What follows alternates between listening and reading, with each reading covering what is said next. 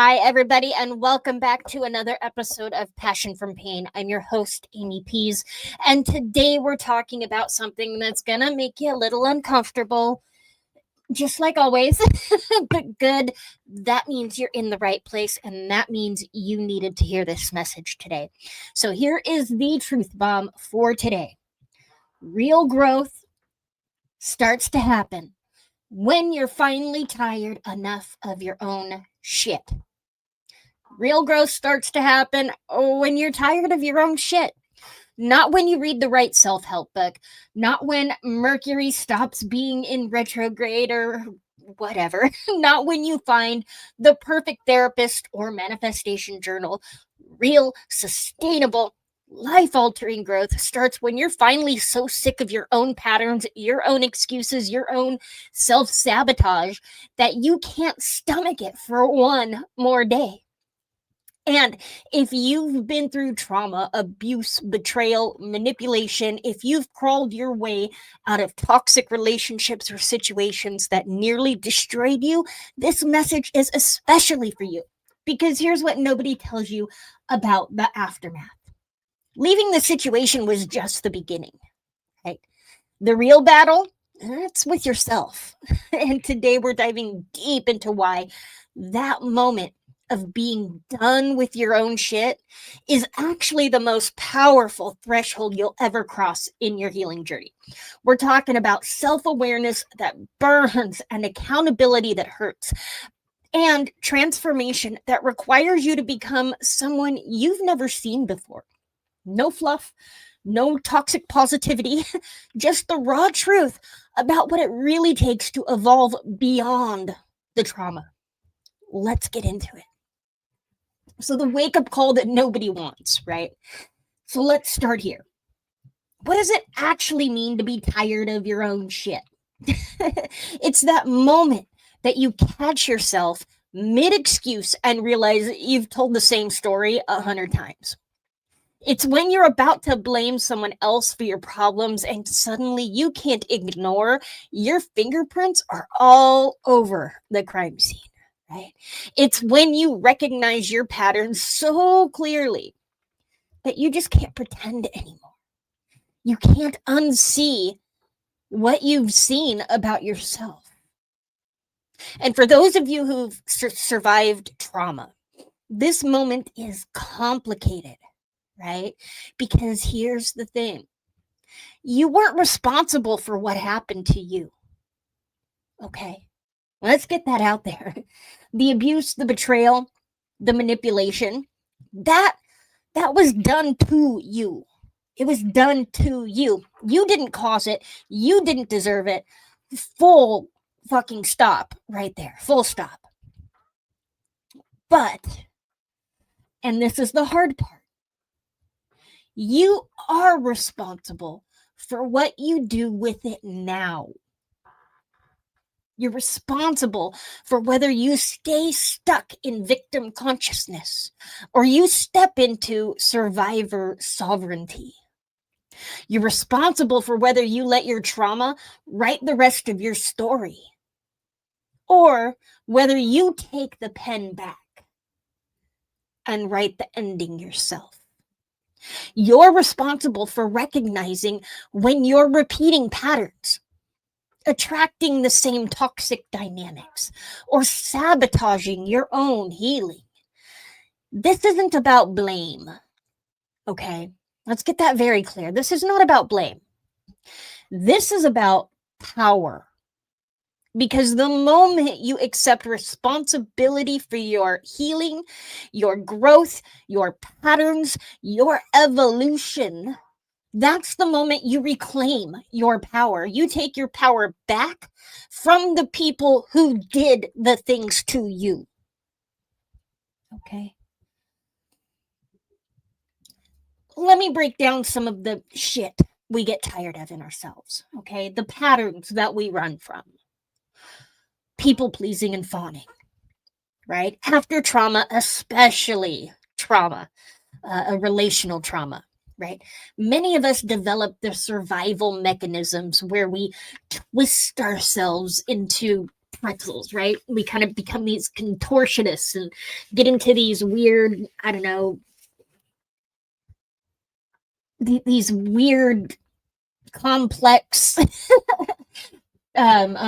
beings of ourselves and versions of ourselves, to avoid conflict or abandonment, right? We'll do whatever it takes, become whoever we need to be to avoid the conflict or abandonment from these people.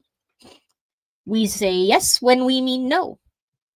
We prioritize someone else's comfort over our own boundaries. We become so focused on managing other people's emotions that we lose touch with our own. And the wake-up call sounds like this: I'm exhausted from performing for people who don't even see me.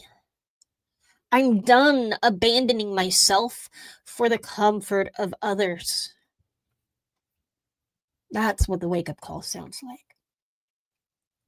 Okay. Another pattern is playing small and self-sabotaging ourselves. Okay. We survived by being invisible in some cases, by not taking up space, by making ourselves smaller than we were, right? Or so now,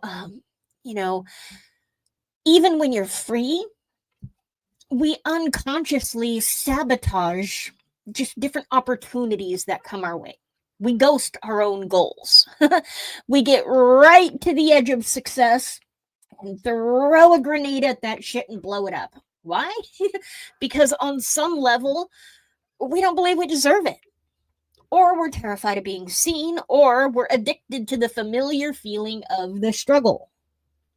The wake-up call kind of sounds like this, though: I'm tired of getting in my own way. I'm done choosing comfort zones that are actually my cages. Another pattern: the victim mentality and learned helplessness. This one's going to sting a little. Yes, you were victimized. That's very clear. Okay.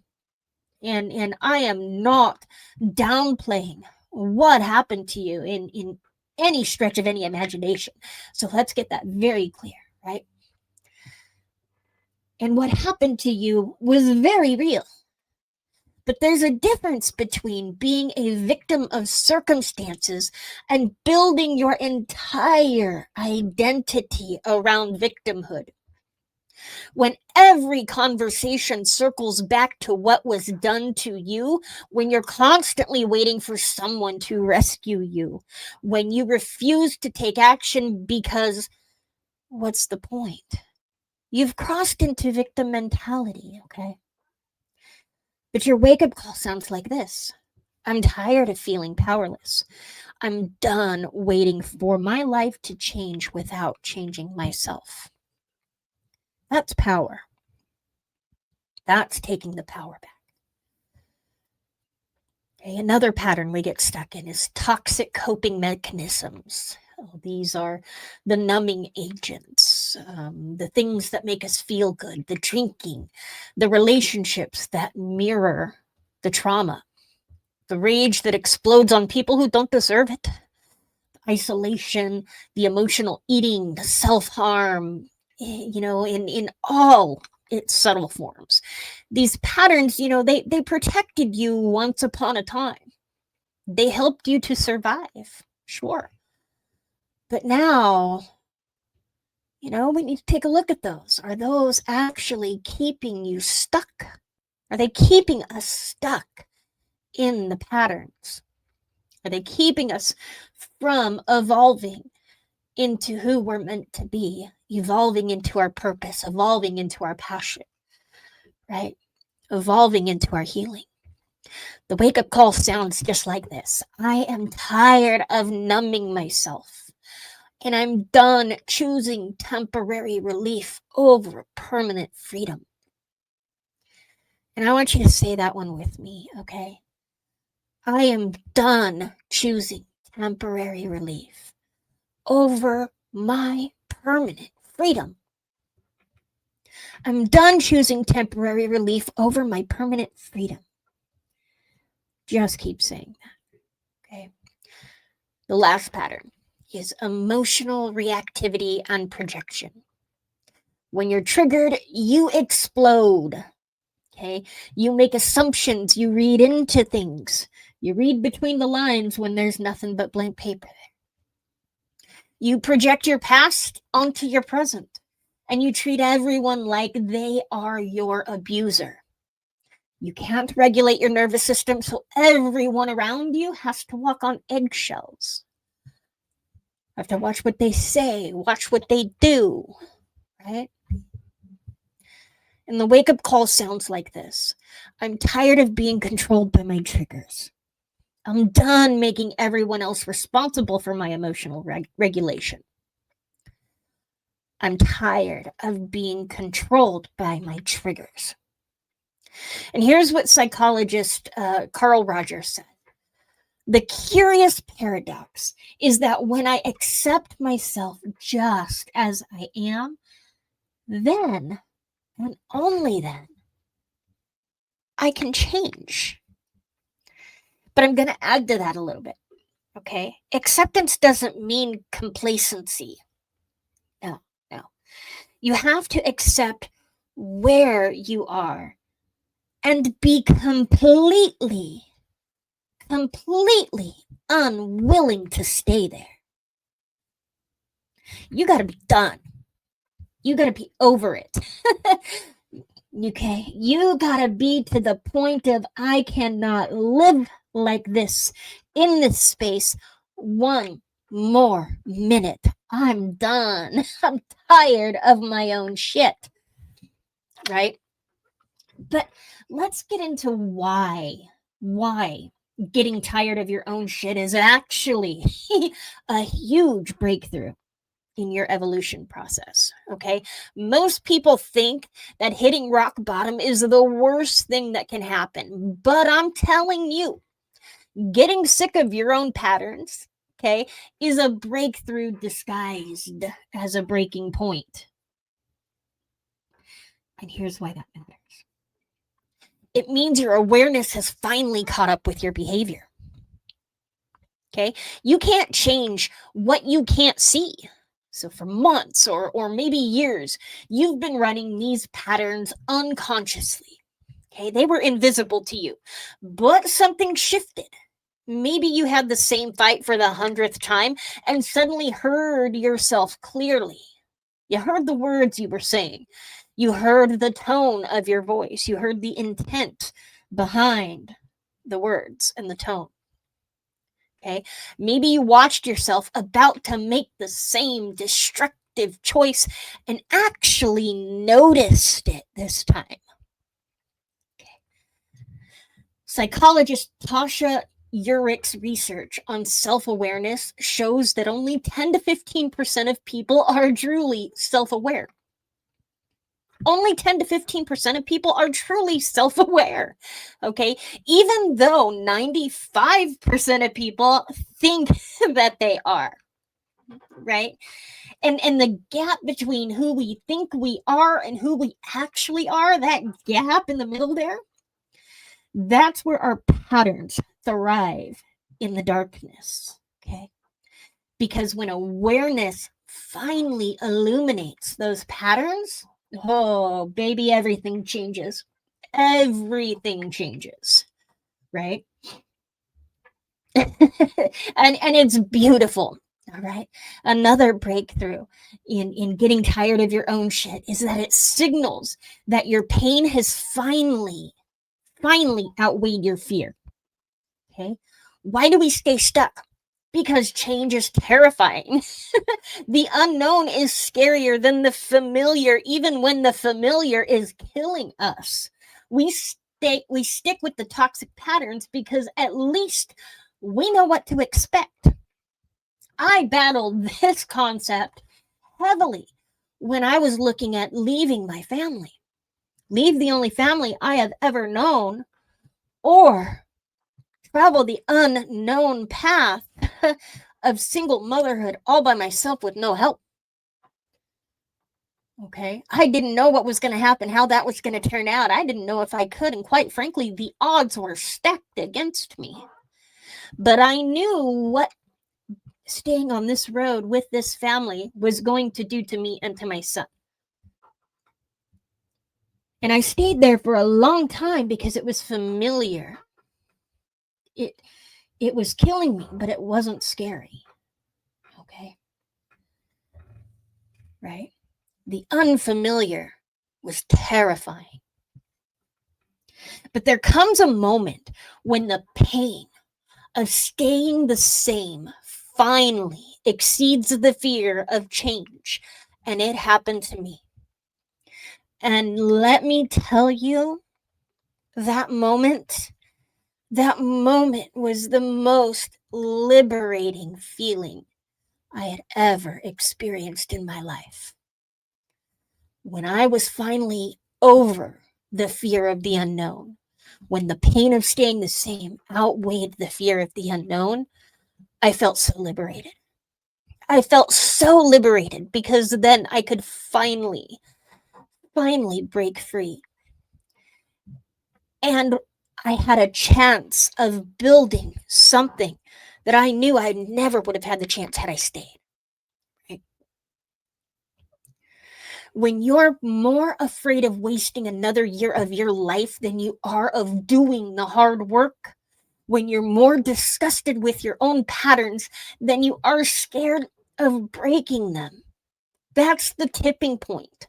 That's when you're finally ready to do what it takes. God, and it's a beautiful moment when that happens. And it's a moment you are going to remember the rest of your life. Trust me. Experience here, okay? Trust me. You know? And as long as you blame everyone else, your abuser, your childhood, your circumstances, you're stuck in the passenger seat of your own life. Okay? When you're giving all your power away to external factors that you cannot control. All right. But the moment you say, I am tired of my shit, I'm tired, my patterns, my excuses, my self-sabotage, you take the wheel back from everybody you gave the wheel to. You take that back. And yes, it means you're responsible. Okay. Yes, it means you're taking responsibility. But responsibility is just another word for power. Responsibility is just another word for power. Viktor Frankl, who survived Nazi concentration camps, he wrote a book called Man's Search for Meaning. And I had to read this when I was in school. I don't know if you did, but in the book there was a quote.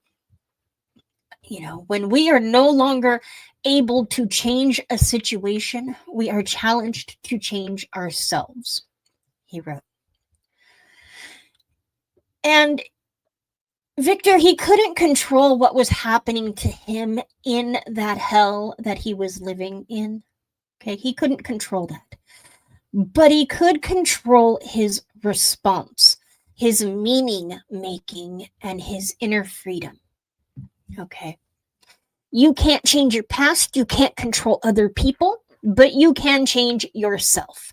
And that is where the true freedom lives. Okay. And another pattern is it creates the conditions for real transformation. Okay. And here's something most people don't understand about transformation. It doesn't happen through gentle self-improvement. It happens through disruption. You have to disrupt the status quo. You have to disrupt the system, right? Through a death and rebirth experience and process. Okay, through burning down the old version of yourself so something new and beautiful can emerge. Being tired of your own shit, it's the fire. Okay, it's the sacred rage that says, I'm done living like this. I am done living like this. It's the disgust that fuels your discipline. It's the exhaustion in your own patterns that finally gives you the energy to break them. James Clear talks about this in his book, Atomic Habits. Phenomenal book. I highly recommend you read this when you are on your evolution journey, okay? But in the book, he says, every action you take is a vote for the type of person that you wish to become. Every action you take is a vote for the type of person you wish to become. Before you cast new votes, you have to get tired of the person you keep voting for with your current actions. Okay. You have to vote for the new version of you, and you do that by doing the things that the new version of you needs to do or would do, right? With your actions. Okay. But there's some hard truths about changing patterns that we have to recognize and realize, when we go down this path, right? So you get to the point. You're tired of your own shit. Congratulations. You are at the starting line, right? Now comes the part that nobody posts about on Instagram. Truth number 1, awareness alone will not save you. It won't. I'm sorry. I want this to be the truth. I really do. But it's not. And I'm here to deliver you the truth that you need, not the truth that you want. Okay? Awareness alone will not save you. You can be fully aware of your patterns and still repeat them. Knowledge isn't transformation. Okay? Understanding why you do something doesn't automatically stop you from doing it. And this is where a lot of people fail in therapy. They talk it out and they learn about the patterns and they learn all about everything going on in their life. Okay? You're listening to this podcast and you're learning all about being tired of your own shit, right? But this knowledge isn't going to transform you. No, it because it doesn't automatically stop you from doing the same things over and over. And I see this all the time. People who can analyze their trauma, explain their attachment style, as if they studied psychology and have a doctorate. They can identify their triggers, they can articulate their patterns with clinical precision, but they're still making the same choices. Okay, they're still in the same cycles because they've confused intellectual understanding with embodied change. Okay. Neuropsychologist Dr. Rick Hansen, he said the brain is like Velcro for negative experiences and Teflon for positive ones. He wrote in Hardwiring Happiness, the new brain science of contentment, calm, and confidence, and so this means that your brain has spent years wiring these trauma responses and survival patterns into your nervous system. Okay, you cannot think your way out of that. You can't. Okay, you have to rewire it through new experiences, new choices, new behaviors, over and over and over and over and over again, right? You have to build the evidence. There's that word again, evidence. We talk about evidence all the time, providing your brain with evidence, your subconscious with evidence, your nervous system with evidence. Okay? And you do that through action and doing the things and new experiences and new choices and new behaviors and new habits. All the hard stuff. Of course, all the hard stuff. Okay? Truth number 2, you will grieve the old version of yourself. You will grieve the old version of yourself. You're going to miss them. Okay? Even when the old patterns were so destructive, they were familiar. They were part of your identity, part of who you were. And letting them go means a version of yourself you've known for years. Okay? That means you have to let that person go. It's like letting go of an old friend that's been there with you through everything, thick and thin, right? And a lot of people, they get this same kind of mentality around their vices, quitting alcohol, quitting smoking, quitting drugs, same thing. They miss what that represented to them, the familiarity of it. Okay, because it was part of their identity.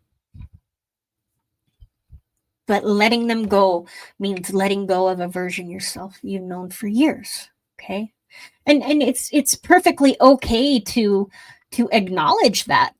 There's nothing wrong with acknowledging that, right? And you'll grieve the person who didn't know any better. You're gonna grieve the time you lost, right? You might even grieve the secondary gains those patterns gave you. The attention you got from playing victim. I mean, sometimes it's kind of cool. Tell my story and get everyone to feel sorry for me. Yeah. I got a lot of attention from that. You'll even grieve the safety you felt from staying small and the numbness that protected you from feeling anything. You'll grieve that. Okay, but this grief process is necessary. Okay, and honor it. But don't let it stop you. Don't let it keep you from becoming who you're meant to be. Okay? Truth number 3, your circle will change. When you stop playing your old role in the dynamic, people will react. Okay, they will, and some are going to support your growth. Don't get me wrong. Some people are going to genuinely support your growth and cheer you on, but others, they're going to try to pull you back into the old patterns because your change threatens their comfort. Your change is going to force them to look at their own life and their own patterns, and they may not be ready for that. Okay. The people who benefited from your people pleasing will call you selfish when you set boundaries, right? The people who bonded with you over shared victimhood will distance themselves.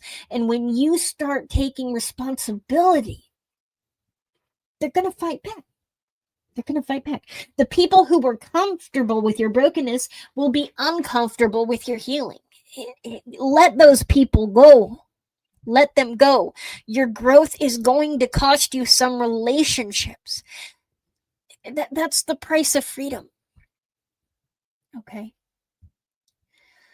And if your growth is going to cause somebody to not want to be around you, then they were never for you to begin with. You see what I mean? They were never truly with you to begin with. Only those that support you in your growth and want to see you succeed as a person, wants to see you succeed in your evolution, that's happy for you, cheering you on, those are the people that are for you. Okay? Truth number 4, you'll face yourself without the buffer. Okay? Your patterns, they served a purpose. Okay? They protected you from feeling things you weren't ready to feel. Okay, when you strip away the people pleasing, the self-sabotage, the victim mentality, and the toxic coping mechanisms, you're left with the raw, unmedicated truth of your pain. This is the valley everyone has to walk through. You'll feel everything you've been running from. Okay, the shame, the grief, the rage, the terror, the emptiness. Okay. But here's the thing. Those feelings aren't fatal. They're uncomfortable. They're not fatal. You can survive them. And on the other side of feeling them fully, you are finally free. Truth number 5, progress is not linear. You're going to slip back into old patterns. You are. You're going to have bad days. You're going to have bad weeks, bad months, even. You're going to catch yourself mid-pattern and think, I thought I was past all this. Yeah, I thought I was past all this shit. What am I doing? Okay, that doesn't mean you failed. It means you're human. Okay, healing is not a straight line. We talk about it all the time. From point A to point B, that ain't it. It's a spiral. You'll revisit the same lessons at deeper levels. Okay. The difference is now you have awareness. Now you can choose differently, even if it takes you a few tries. Okay. The real work from awareness to action. Okay. That's where it all comes together for you. So, what does the actual work look like? Here's where we get practical. I don't just give you the information without giving you the resources and the action. Okay. Practice number 1, you got to interrupt the pattern. Okay. You can't change a pattern if you're in the middle of it. Okay. You can't. You have to catch it earlier in the cycle. So this means developing a skill of pausing. Okay. When you feel the urge to people please, I want you to pause. Just take a minute. Pause. Crap, I'm doing it again. Okay. We're recognizing what we're doing. When you feel the urge to self-sabotage, just pause again. Notice what you're about to do to yourself. When you feel triggered and reactive, pause before you blow up on somebody, right? You catch yourself early in the cycle of the behavior and just pause and notice what you're about to do. Okay. In that pause, ask yourself, if I make this choice right now and I do the thing that I'm thinking about doing, am I voting for the old version of me or am I voting for the new version of me? And then choose accordingly. Simple. If I do this thing, is it going to perpetuate these feelings that I'm trying to get rid of? Is it going to perpetuate my shit? Okay. Is it going to keep that cycle going? And then choose. Either you do it or you don't. You vote for the old you or you vote for the new you. And you don't do the thing. Okay. Practice number 2. Build evidence for the new identity. Evidence. Your brain needs the evidence. Your brain believes what you constantly show it, right? Right now, you have years and years of evidence that you're someone who people pleases, who self-sabotages, and who stays stuck.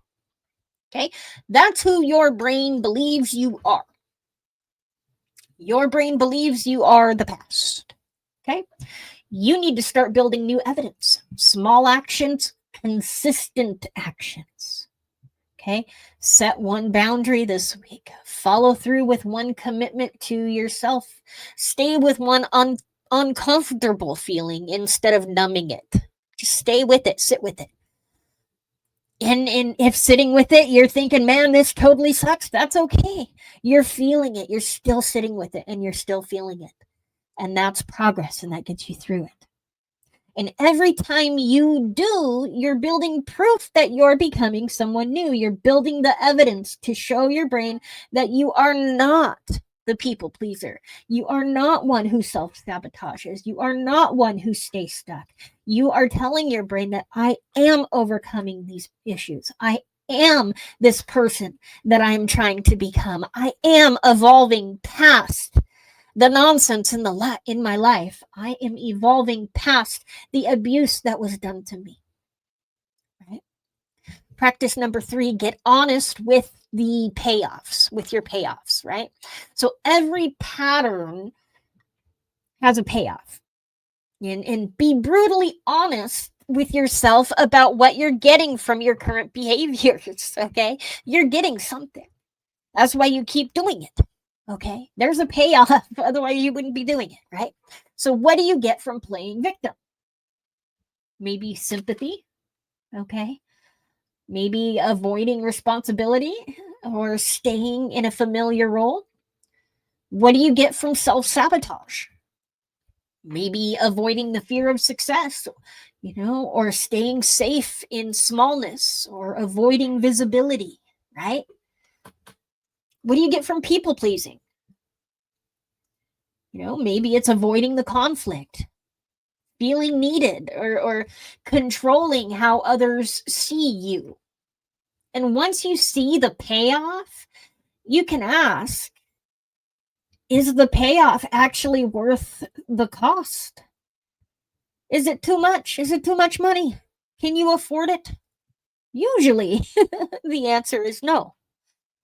Usually, the answer is no. Okay. Practice number 4. Surround yourself with people who've done the work. Get into the Passion from Pain inner circle.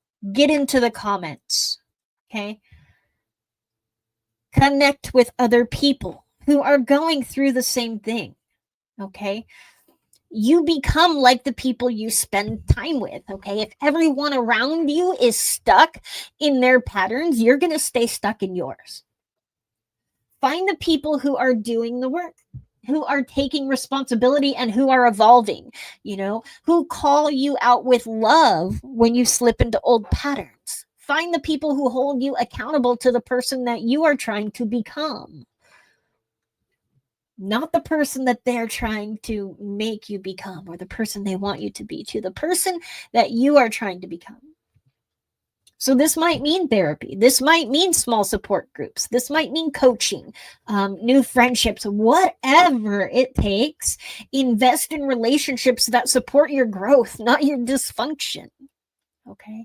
And practice number 5, commit to the long game. Changing deeply ingrained patterns, it takes time. It takes a long time.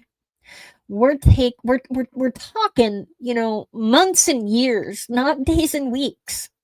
Okay. And if you've got somebody who's trying to sell you this line of bullshit that they can have you healed in just a few days or in just a couple sessions, oh, sweetie, they're taking you for a ride and they're taking your money and laughing to the bank. Okay. They are preying on the vulnerable. Okay.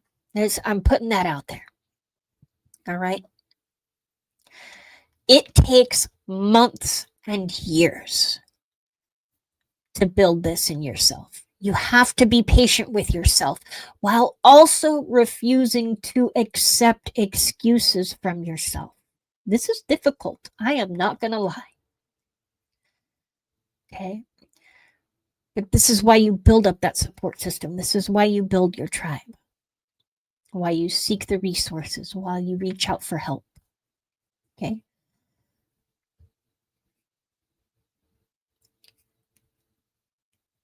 Let's get into the spiritual rebellion of choosing yourself. There's a spiritual side to this. And here's where we get deeper, into the truth, the benefits of all of this, right? Choosing to change your patterns, is an act of ultimate rebellion. Okay. You're rebelling against the version of yourself that trauma tried to create. You're rebelling against the limitations that others put on you, that you put on yourself. You're rebelling against the voice in your head that says you can't, you won't, or you shouldn't. You're rebelling against that.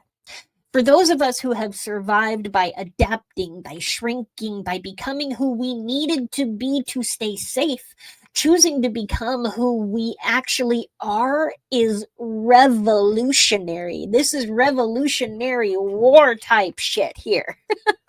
Okay. Let's talk about the anger for a minute. Not the destructive, reactive anger that lashes out on everything, but the clean, focused anger that says no more. Not one more day, not one more year. I am done living like this. I have had enough. I've had it. I'm done. Okay? That anger. That anger. That anger is sacred. It is the fuel for your transformation. I had so much of that anger and that rage inside of me. And it was the ultimate emotion that pushed me through. Without it, I wouldn't have changed. I 1,000% believe that.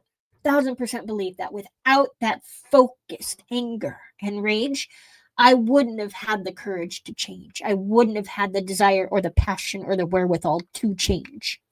Okay. It's what gives you the courage to walk away from comfortable dysfunction and toward uncomfortable growth. There's a Buddhist teacher, and I'm going to chop up the name here. I know it. I'm so sorry. Put in the comments if you can help me pronounce it a little better. But there's a Buddhist teacher, Pema Chodron. Okay, and it writes about this concept of spiritual warriorship. The courage to face yourself, to sit with your discomfort, to choose growth, even when every fiber of your being wants to run back to what is familiar. Okay, that's what you're doing when you get tired of your own shit. You're becoming a warrior in your own life. You're beating the chest, beating the drums, and you are going to war. You are reclaiming your story. Okay, and reclaiming your story is one of the most powerful shifts you can make. Okay. Stop letting the trauma be the main character of your story. It's not. It's not. You are the main character of your story. Yes, it happened. Yes, it shaped you. Yes, it matters. Okay. But it doesn't get to be the defining feature of your identity forever. At some point, you have to decide, am I the person this happened to, or am I the person who survived it and transformed because of it? Dr. Dan Siegel, he's a neuropsychiatrist. He talks about it. Name it to tame it. The practice of creating narrative coherence around your trauma. When you can tell your story with clarity, acknowledging what happened without being consumed by it, okay, you integrate the experience. The trauma becomes a chapter, not the whole damn book, right? But integration, it requires something radical. It requires you to become more interested in who you are becoming than who hurt you. It's changing the focus from who hurt you to you. You are now the main character of the story. Okay? There's a paradox of self-compassion and self-confrontation that we kind of need to address here, right? It's a balance that you have to strike, really. You need fierce self-compassion and fierce self-confrontation. The self-compassion says, I understand why I developed these patterns. I was doing the best I could with what I knew, with the resources and tools I had available at the time, right? I'm not broken, I'm healing. Self-confrontation says, but I'm not going to let myself off the hook anymore. I'm not going to keep making excuses. I'm going to hold myself accountable to become who I'm capable of becoming. Most people swing to one extreme or the other. Either they're so compassionate with themselves that they never actually change, or they're so harsh on themselves that they stay paralyzed in shame and guilt and fear. The truth is in the middle. Okay, you need both. You need both self-compassion and self-confrontation. Okay. The compassion gives you the safety to look at your patterns without collapsing. Okay. The compassion gives you the ability to give yourself grace and understanding. Okay. The confrontation gives you the push to actually change. You see why they are so integral to have both in balance? Need them both, but you need them in balance. Okay. There's a researcher, Kristen Neff. She worked on self-compassion, and her work shows that people who practice self-compassion are actually more likely to take responsibility and make changes, not less, because they're not paralyzed by shame. Okay. So the self-compassion is very, very much important. You need to practice that. But you need the confrontation piece as well to push yourself. Okay?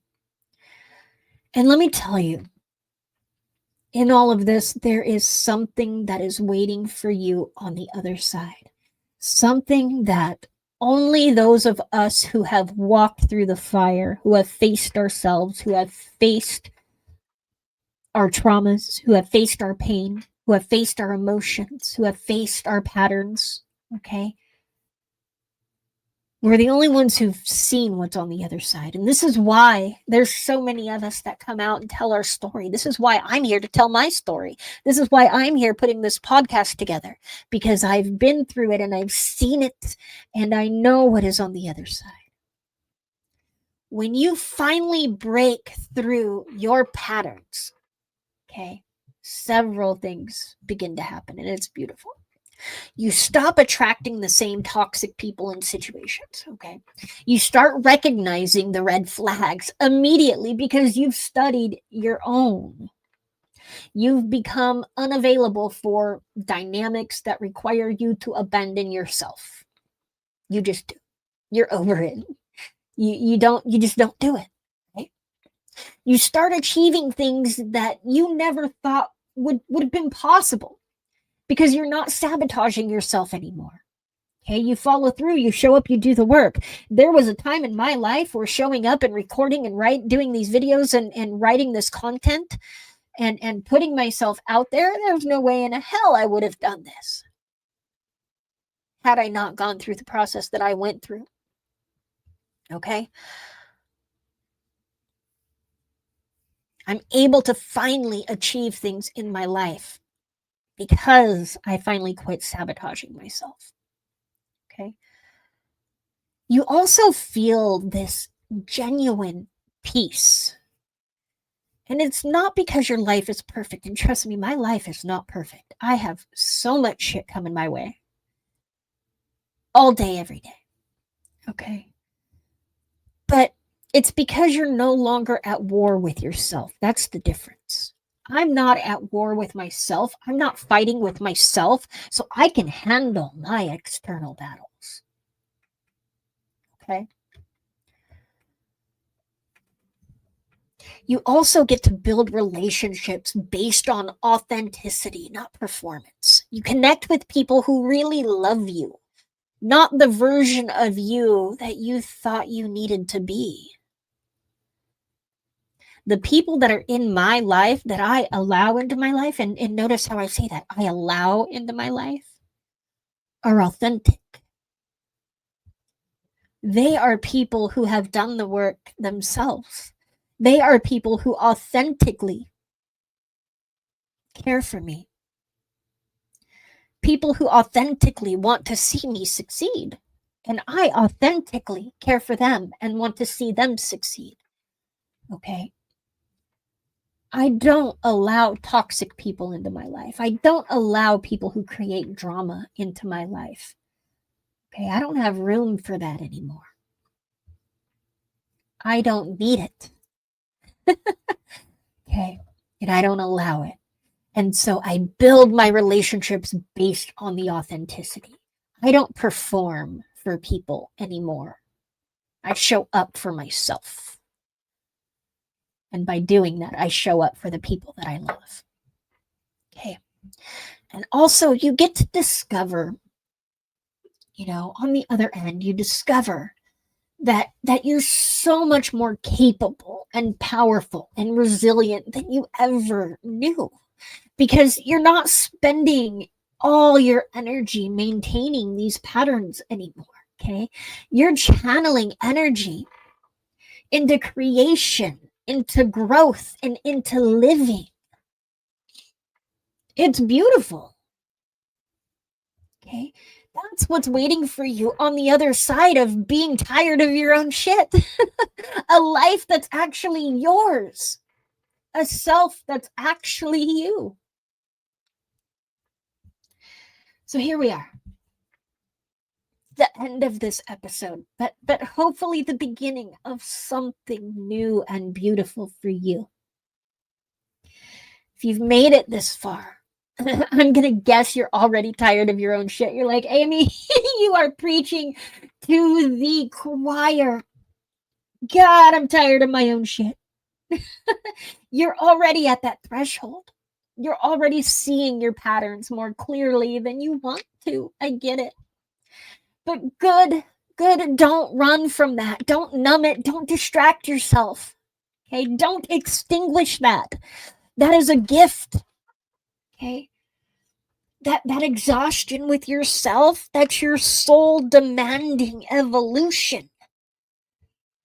Okay. Here's your homework. You got to do the things, right? I want you to write down one pattern you're tired of, just one. Be specific. Okay. You don't need to write down 10. I just want you to do one at a time. Not, I need to be better, but I'm tired of saying yes when I mean no. Or I'm tired of starting things and not finishing them. Or I'm tired of choosing people who can't meet me halfway. Okay.